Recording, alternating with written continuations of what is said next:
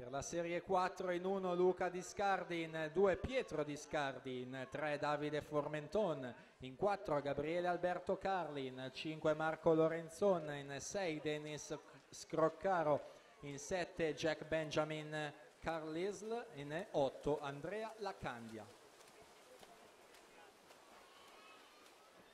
Alessio Cagnin 24,91 si mette al comando della classifica provvisoria, Alan Roncolato 25,54.